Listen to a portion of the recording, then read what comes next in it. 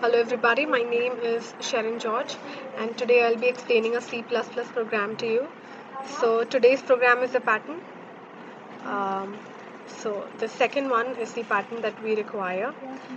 It's a kind of Pascal triangle, not exactly a Pascal triangle, but the shape is somewhat similar. So let's just try to understand the pattern.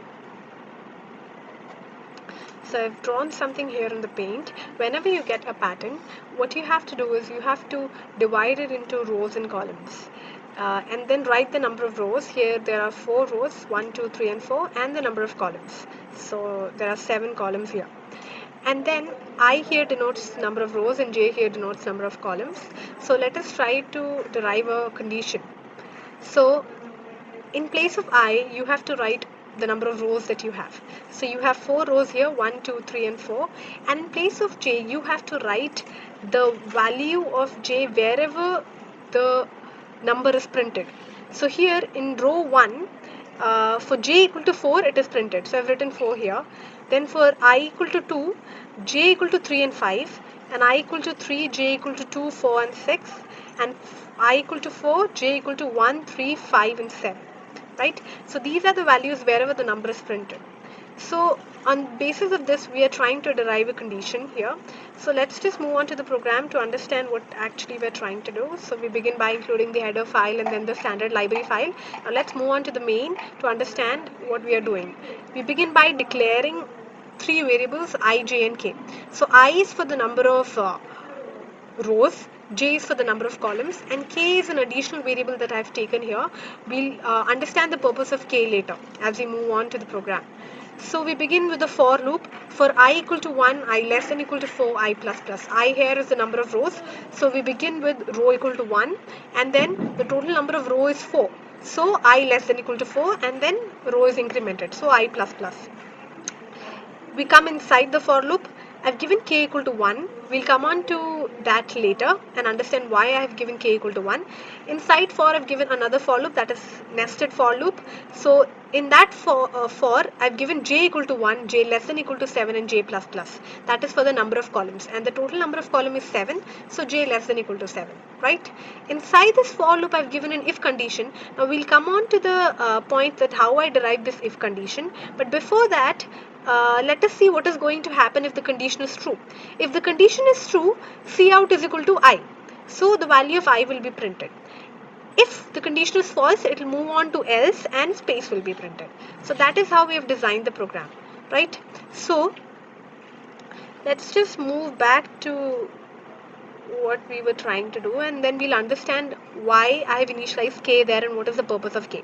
So this is the condition that I've derived. Forget k for a moment, right?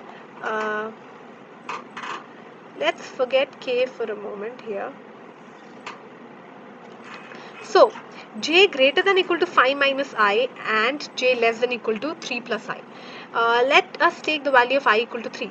So if I put I equal to 3 here, j greater than equal to 5 minus 3, that is 2, and j less than equal to 3 plus 2, that is 5. So it ranges from 2 to 5. So let us see here. In 2 to 5, you have 2, 3, 4 and 5. So you can see at 2 it is printed 3, then at 3 it is not printed, again at 4 it is printed, right? Again at 5 it is not printed. No, sorry. If I is equal to 2, then it ranges from 3 to 5. So you can see from 3 to 5 it is at 3 it is printed 2, at 4 it is not printed, at 5 again it is printed. So you can see a jump is happening, right? But if I give this condition alone, then it says 4 is also included. So 2 should be printed at 4 also. But here 2 is not printed at 4. If I take I equal to 3, it ranges from 2 to 6. But here at 2 to 6 it is not printed continuously. At 2 it is printed, at 3 it is not printed, at 4 it is printed again, at 5 it is not printed, at 6 it is printed again. Right? So it is jumping. One time it prints, then a jump, again it prints, then a jump, again it prints, right? So for that I have taken an extra variable k here,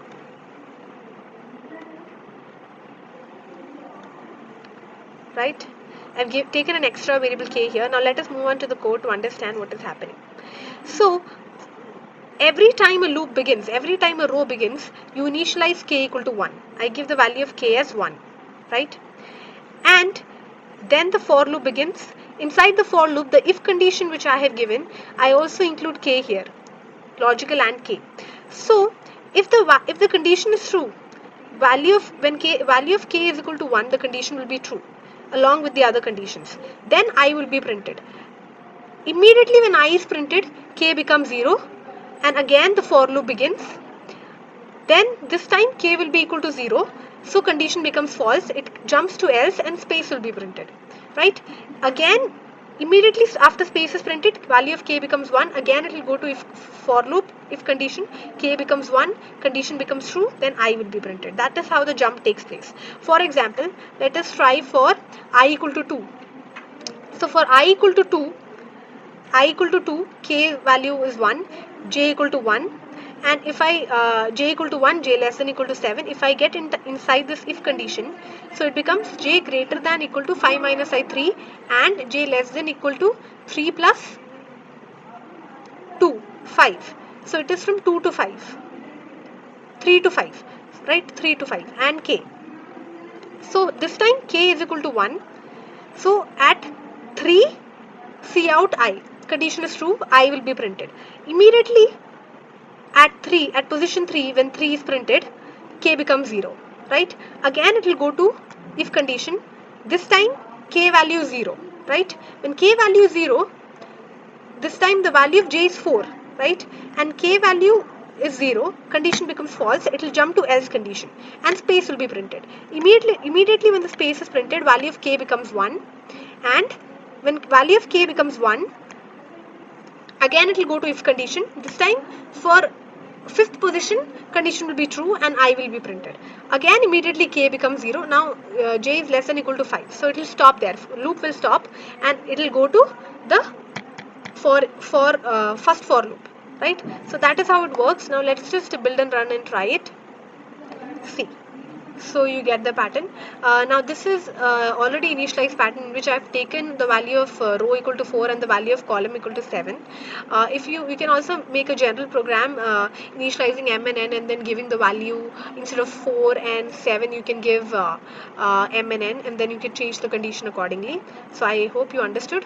The main thing that you have to understand is we've taken an extra variable k here because you have a jump purpose here. Once again, if we go on to here, you can see the numbers are not printed continuously. There is a jump between the numbers, right? So to get that jump, we have initialized another variable k, and when that k value becomes true, when the condition becomes true, the value will be printed, and immediately when it becomes false, the space will be printed, right? So that's it, that's the output once again, and I hope you understood the program. Thank you.